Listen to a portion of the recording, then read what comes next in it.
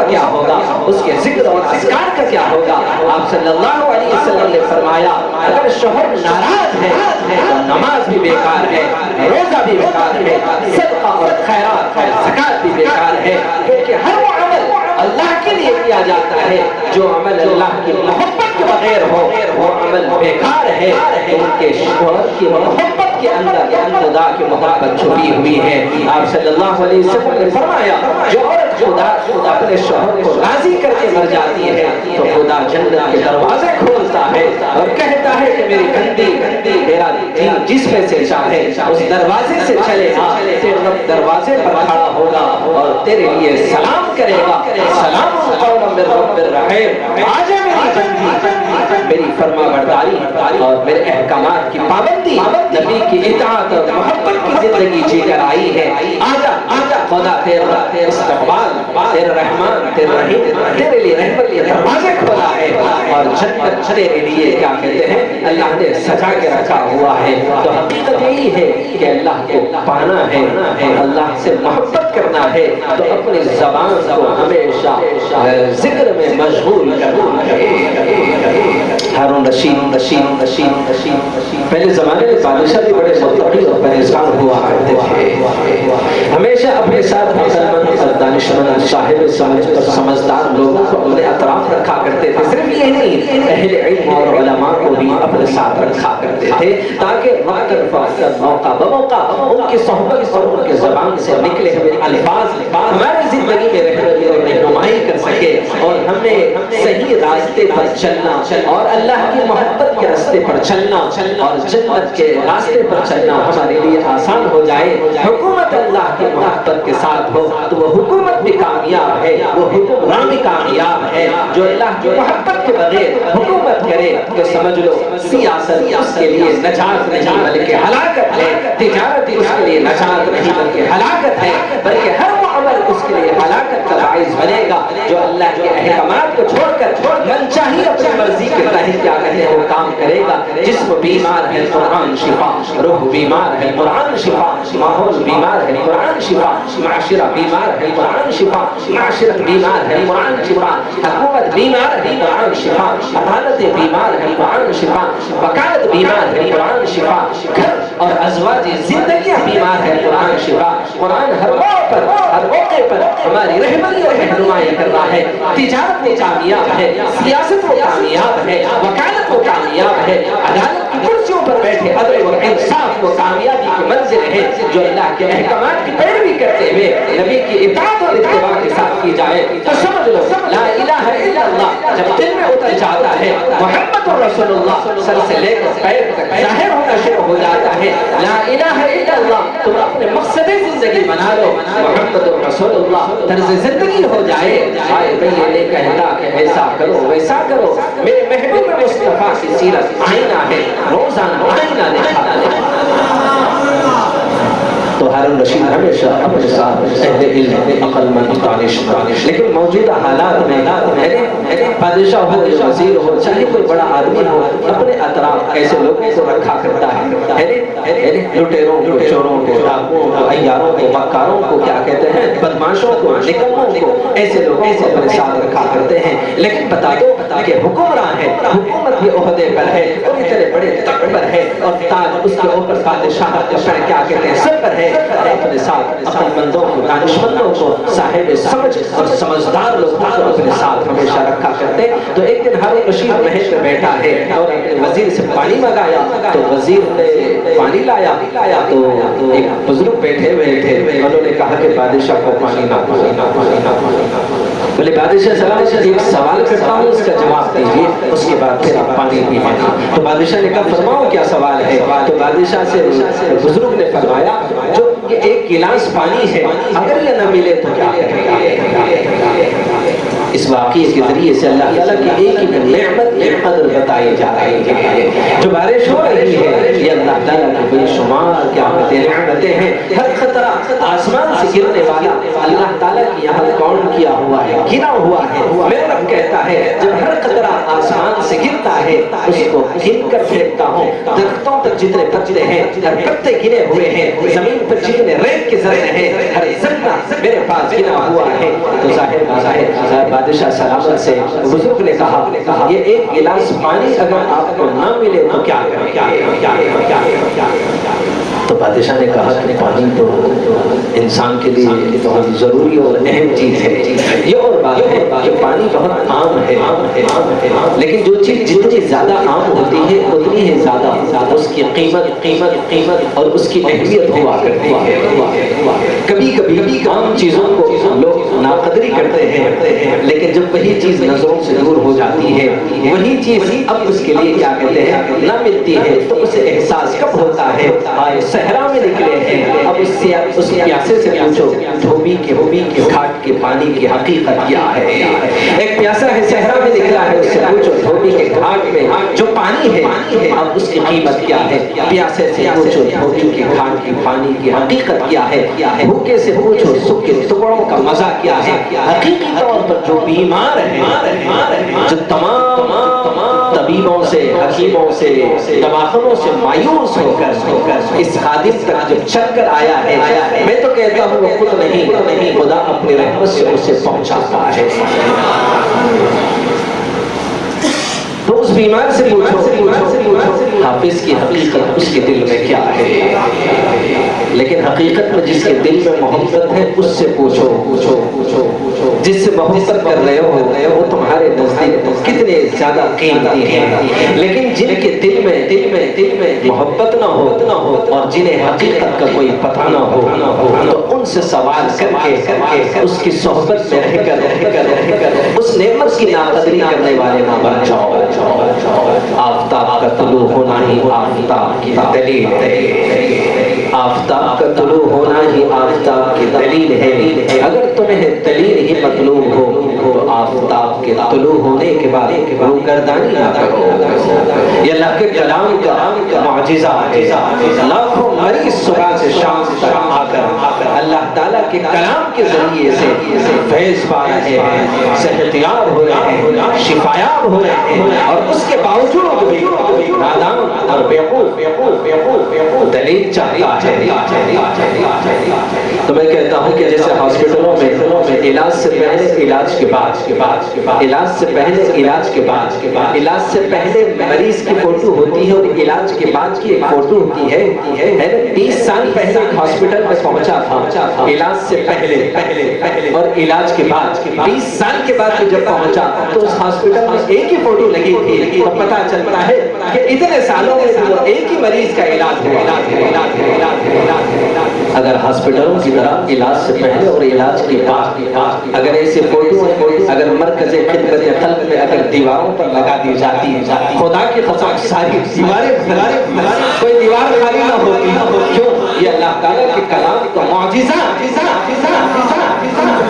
میرے حال بے نوازش مجھ پہ کرم کی بارش.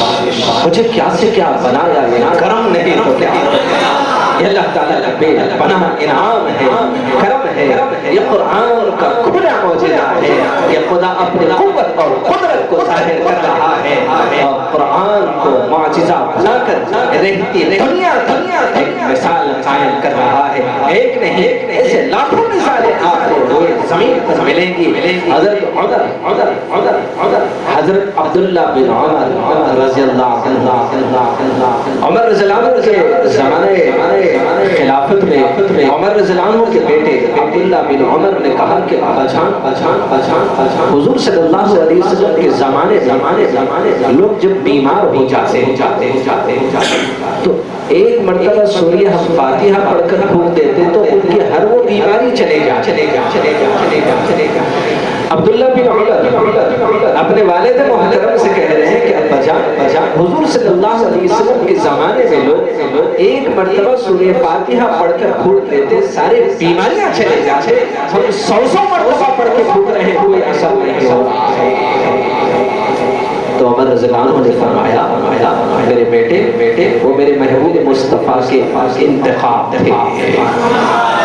اور ایک حدیث سنی حضرت عبداللہ بن عباس رضی اللہ عنہ ان کے پاس کوئی بیمار آیا اور آپ نے قرآن کی آیتیں پڑھ کر اس پر کانوں میں دم کیا، وہ اچھا ہو کر جانے لگا۔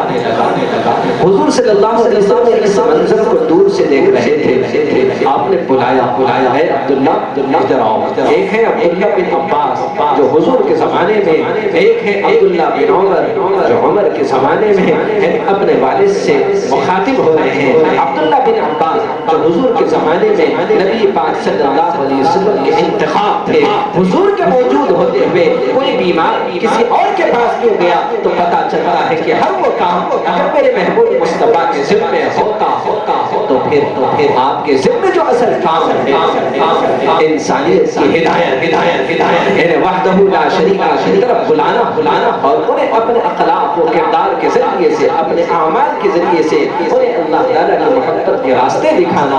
تو حضور صلی اللہ علیہ وسلم نے انتخاب کیا تھا، آپ نے بلایا، اے عبداللہ ادھر آؤ۔ میں نے ابھی دیکھا کہ اس مریض کو اب مرا یا جب مرا، لیکن تم نے آگے تو پڑھ کے کیا بھوکا اس کے کانوں میں؟ تو حضرت عبداللہ بن عباس رضی اللہ عنہ نے فرمایا کہ اے اللہ کے نبی صلی اللہ علیہ وسلم، میں نے قرآن کی فلاں آیتیں پڑھ کر اس کے کانوں میں دم کیا۔ تو حضور صلی اللہ علیہ وسلم نے فرمایا خدا کی قسم اے عبداللہ، خدا کی عزت و جلال کی قسم، اگر کوئی شخص ان آیتوں کو پڑھ کر اگر کسی پہاڑ پہ پھونک دے گا، خدا کی قسم وہ پہاڑ اپنی جگہ سے ہل سکے۔ تو وہ اللہ کے نبی صلی اللہ علیہ وسلم کے انتخاب تھے اور حضور کے قریب تھے، اور حضور نے ان کو اس کام کے لیے منتخب کیا تھا۔ وہ سورہ فاتحہ نہیں بلکہ صرف بسم اللہ بھی پڑھ کر پھول دیتے، ہر وہ بیمار بھی کے پاس آ کر صحت یاب اور شفا یاب ہو جاتا۔ صحابہ کرام کہیں سفر پہ جا رہے تھے تو ایک گاؤں سے گزر ہوا تو عرب کے لوگ مہمان نواز ہوا کرتے تھے۔ ان کے رگ رگ میں بوٹی میں ان کے خون کے قطروں کے اندر مہمان نوازی ہوا کرتی تھی۔ ان کے شان کے خلاف کے کوئی مہمان آئے اور ان کے علاقے سے کیا کہتے ہیں خالی پیٹ چلے جائے، وہ بھوکا اور بغیر پانی پی کے پیاسا چلے جائے تو بڑے مہمان نواز ہوا کرتے تھے۔ تو صحابہ کرام کہیں جانے کے لیے ایک گاؤں پہنچے، اس سے پہلے ایک لطیفہ سن لیجیے کہ عرب کے لوگ بڑے مہمان نواز تھے۔ ایک بیمار طبیب سے ملاقات کے لیے جا رہا تو ایک عربی نے اس کو بلایا کہا کہ کھانا کھا کر جاؤ۔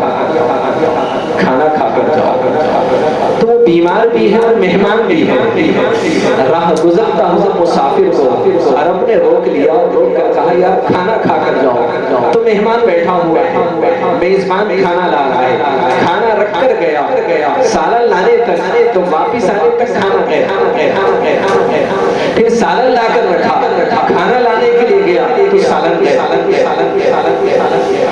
روٹی لایا سالن گئے، سالن لایا روٹی گئے، پھیرل یہ تو مہمان نواز ہے، کھلایا۔ جب کھانے سے فارغ ہونے کے بعد مہمان سے پوچھا کہ کہاں جا رہے ہیں؟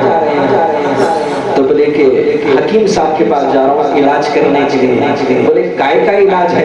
بولے ہاضمہ صحیح نہیں ہے اس لیے بتانے جا رہا ہوں۔ تو عرب پریشان ہو کر بولا ہاضمہ خراب ہے تو یہ حالت ہے، روٹی لائے سالن لانے سے پہلے روٹی گئے، اور جب سالن لایا روٹی لانے سے پہلے سالن گئے۔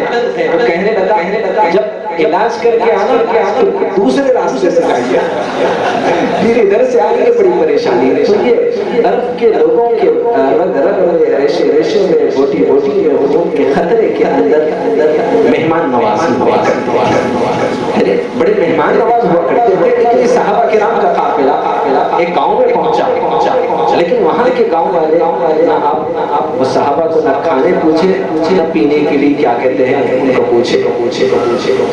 وہ صحابہ تو مسافر تھے، وہ خاموش رہے، لیکن اللہ تعالیٰ کی حکمت دیکھی کہ وہ گاؤں کے یہ سمجھ لو کہ وہ شہر کے بادشاہ کی بیٹی بیمار تھی، تو ان کے خاصر آئے اور آ کر کہنے لگے کہ بادشاہ کی بیٹی بہت بیمار ہے، آپ میں سے کوئی ہے دعا پڑھنا جانتا ہے؟ تو ایک صحابی نے کہا میں جانتا ہوں۔ بولے دعا پڑھی؟ بولے ٹھیک ہے ضرور پڑھیں گے، لیکن ایک شرط پر 100 بکریاں چاہیے، تو دعا پڑھو گا تو نہیں پڑھو۔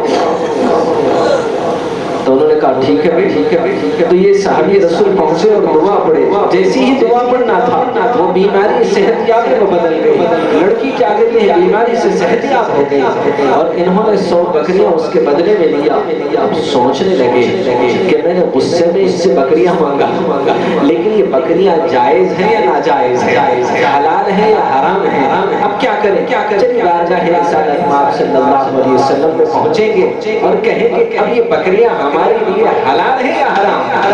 آپ صلی اللہ علیہ وسلم کو سارا واقعہ سنایا. حضور صلی اللہ علیہ وسلم نے مسکرایا اور مسکرا کر کہا ان بکریوں میں میرا بھی حصہ ہے, تھوڑا میرے لیے بھی ہے کیونکہ میرا صدقہ ہے کہ تم ایمان والے ہوئے, میری نظر ہوئی کہ تمہارے زبان کے اللہ نے اثر و تاثیر ہے.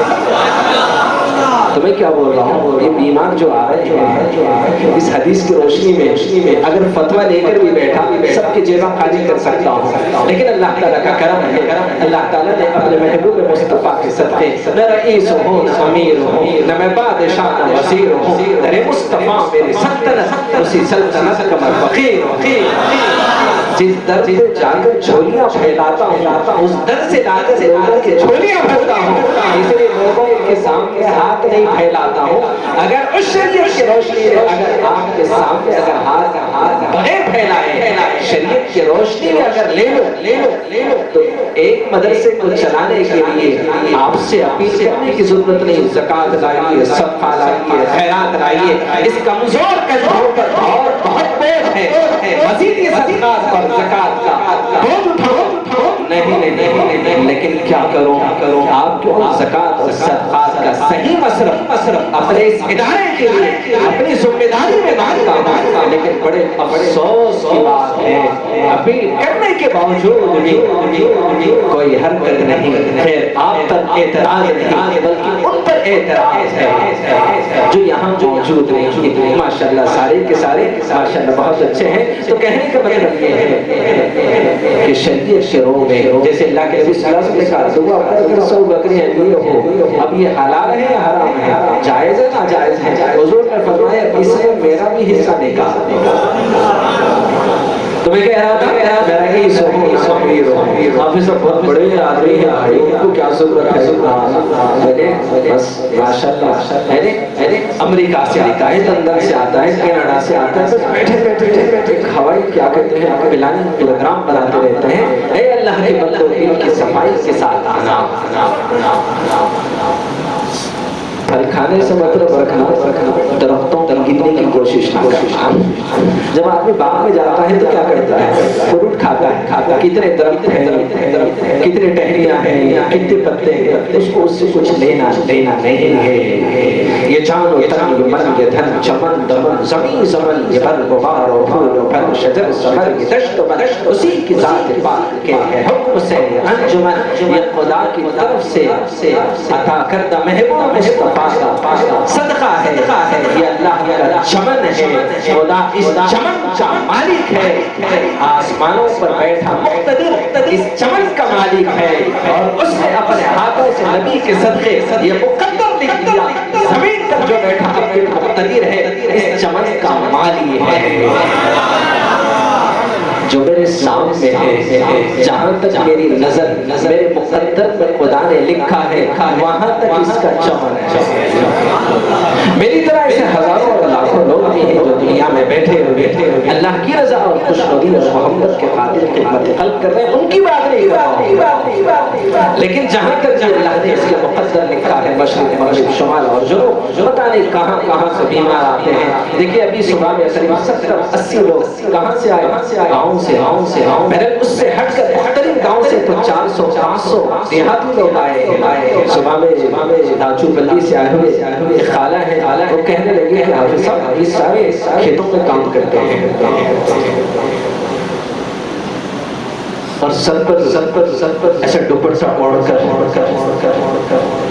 ایسے اڑا کر اڑاؤں سے لے کر آئے تو مجھے دیکھ کر ایسا لگ رہا ہے کہ مسلمان ہے، لیکن جب نام پوچھ رہا ہوں تو وہ نام ان کا لکشمی کہہ رہا ہے، کوئی کچھ کہہ رہا ہے، کوئی کچھ کہہ رہا ہے۔ میں نے کہا اللہ اکبر، ان کو وہاں سے لاتے ہوئے پتہ چل گیا ہے، ان کو یہ سبق دے دیا جا رہا ہے کہ جن کے پاس دعا کے لیے جا رہے ہو وہ اللہ کے نیک بندے ہیں، ان کے پاس باادب ہو کر جانا ہوگا۔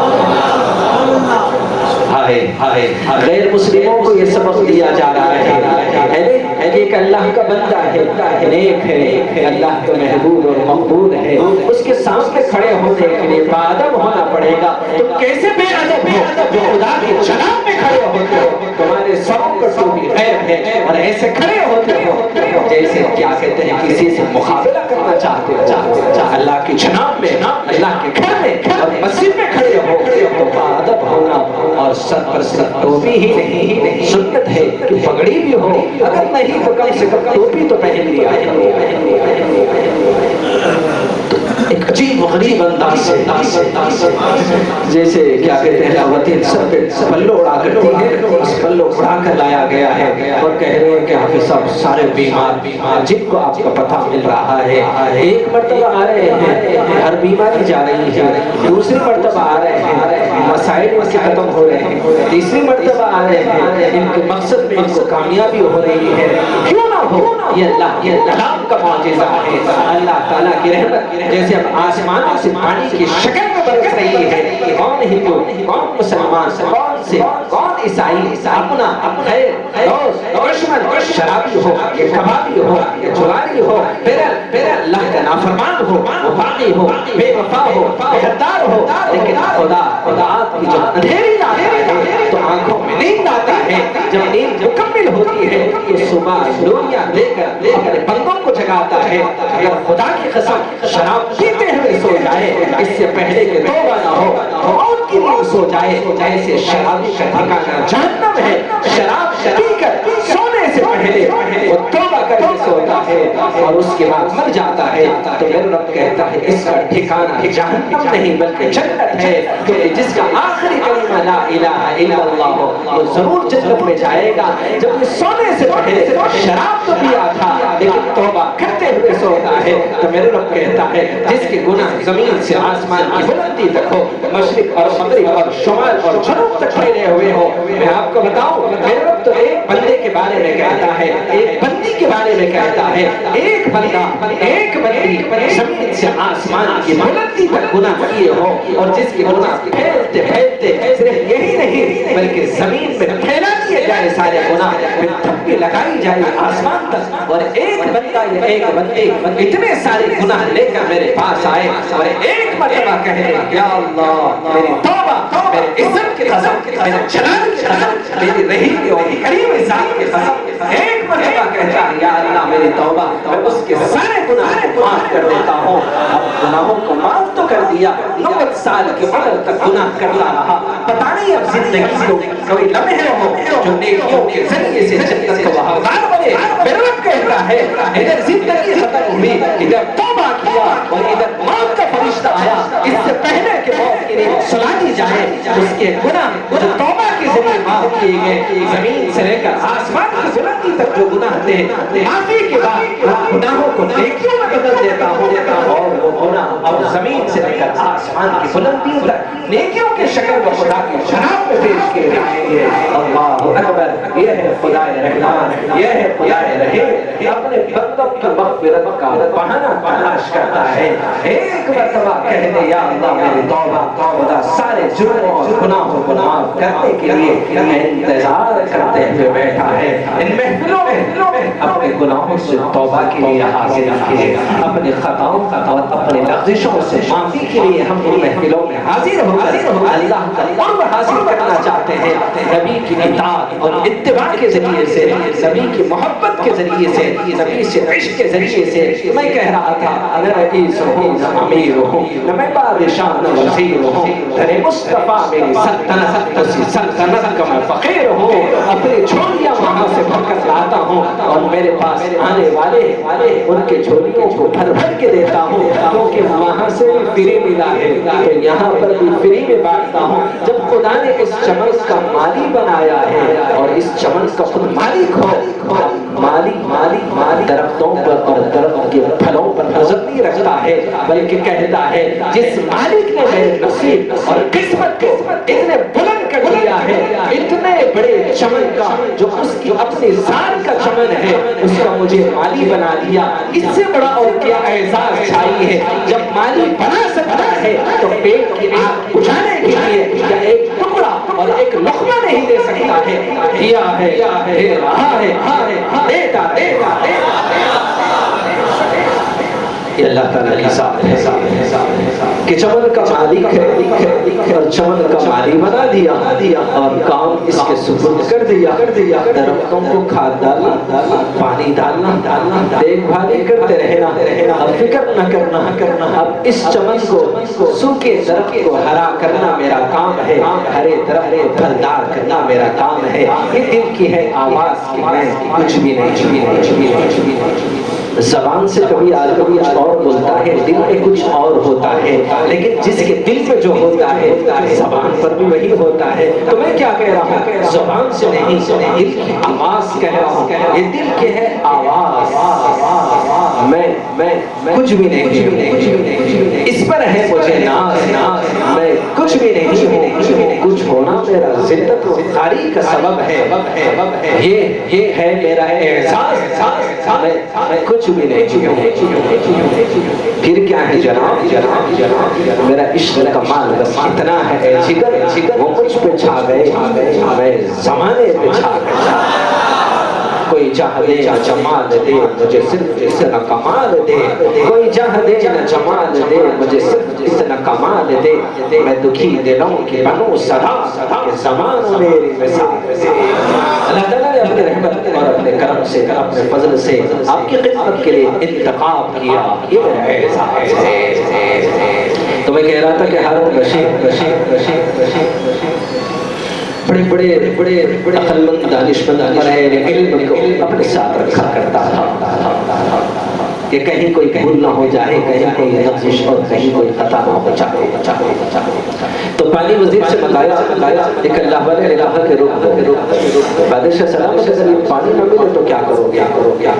بادشاہ نے بڑی سوچ اور فکر کے بعد کہنے لگا کہ علی جہاں پانی کے بغیر تو ہماری زندگی بیکار ہے، اس خوش گلے کو ترک کرنے کے لیے ایک خطرہ پانی چاہیے اور اس پیٹ کی آگ بجھانے کے لیے کم سے کم ایک گلاس پانی چاہیے۔ بلے بادشاہ سلام سے اگر پانی نہ ملے تو کیا کریں؟ ایک گلاس پانی کے اور اگر مجھے آدھی حکومت بھیج دینا پڑے بھیج دو، لیکن ایک گلاس پانی کو ضرور خریدوں گا، کیونکہ پانی کے بغیر ہماری زندگی پانی ہے، بیکار ہے۔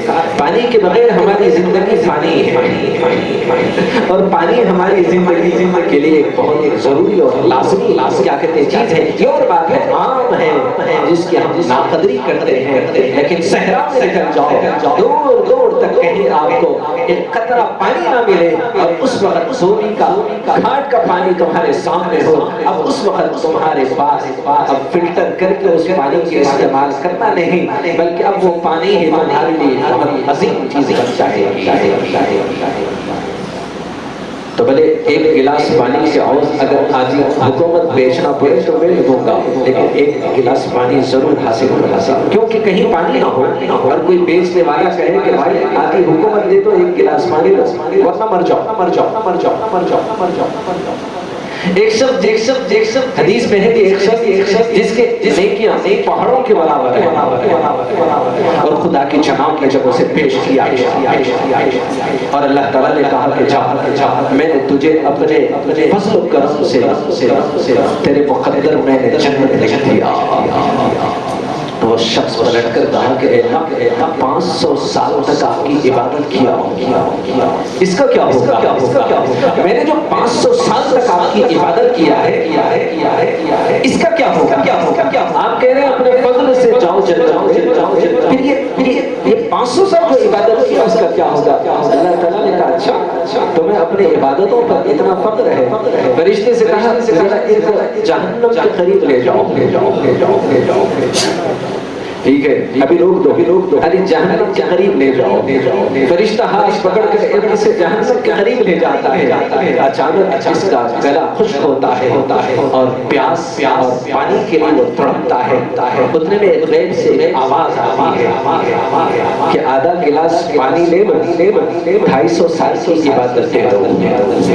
اس نے کہا بھائی یہ عبادتوں کی ایسی کی تیسی آدھا گلاس پانی لے اب کوئی اور رہا نہیں ہے راستہ. آدھا گلاس پانی پی لیا. اللہ نے کہا اور آگے لے جاؤ اور پیاس لگی. آواز آئی اور آدھا گلاس پانی 250 سال کی عبادت پورا دے دو عبادت پوری لے لو. ساری باتیں دے دی. اللہ نے دیکھو خدا کیسا ارحم الراحمین ہے. اس کی رحمت اس کی محبت اپنے بندوں پر کیسی ہے. اللہ نے فرشتے سے کہا واپس لے آؤ. جب لایا تو اللہ تعالیٰ نے کہا تم نے دنیا میں کتنے گھونٹ پانی پیے کتنے گلاس پانی پیے.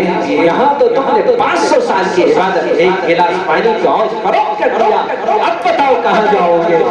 فوراً گر گیا اور خدا تیری رحمت کا امیدوار تیرے سامنے کھڑا تھا تیرے قدموں میں جھکا ہوا. خدا اپنے فضل سے اپنے نبی کے صدقے میری نجات اور مغفرت کر دے. جس کا صدقہ آدم نے مانگا تھا موسیٰ کے زمانے کا جو کتابوں میں پڑھا تھا وہ کہنے لگا جو خاتم النبیین آنے والے ہیں ان کے صدقے میری نجات کر دے. تو میرے رب نے کہا آدم نے جس کا صدقہ مانگا میں نے اس کو معاف کر دیا.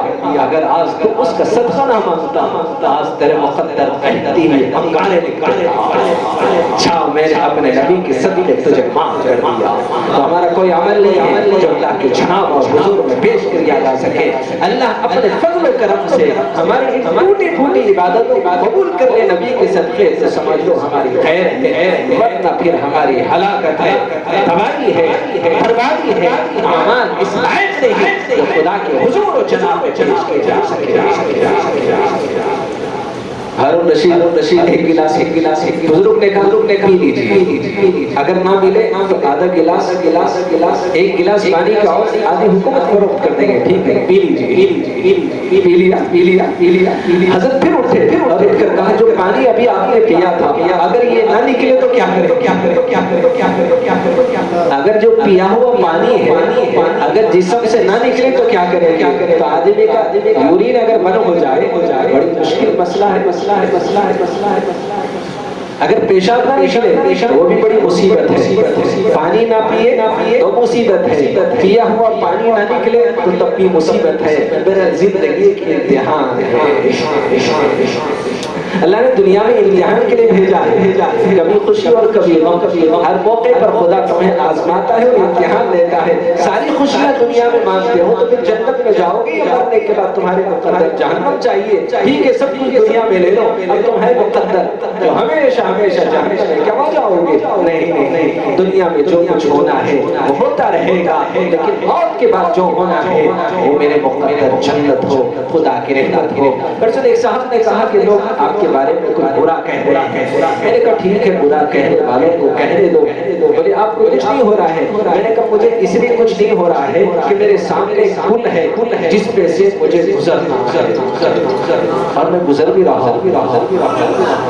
میرے سامنے پل ہے جس پہ سے مجھے گزرنا ہے اور اس گزرتے ہوئے پل کے نیچے کوئی کھڑا ہوا مجھے گالیاں دے رہا ہے اور برا کہہ رہا ہے.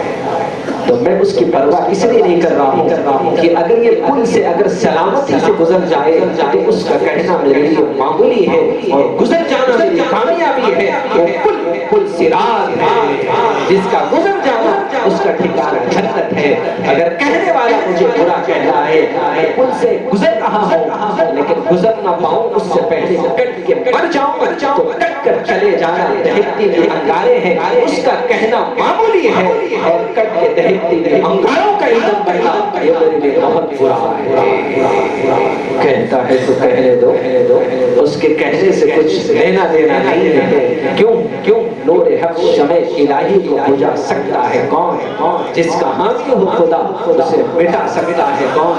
جس چراغ کو خدا نے روشن کیا ہے، جس کی روشنی لاکھوں لوگ کیا کہتے ہیں پا رہے ہو، اس چراغ کو لوگ بجھانا چاہتے ہیں۔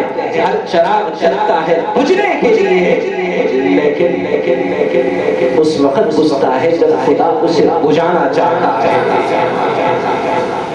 ہر چراغ جلتا ہے بجھنے کے لیے، لیکن وہ چراغ اس وقت تک جلتا ہے جب خدا کو اس چراغ کا جلنا منظور ہوتا ہے۔ اس لیے میری زندگی کا مقصد کہ سبھی کو فیض پہنچے، میں چراغ رہ گزر مجھے شوق سے چلاؤ۔ میں نے کہا برا کہتے ہیں تو کہنے دو یار، اسے کیا ہونے والا ہے؟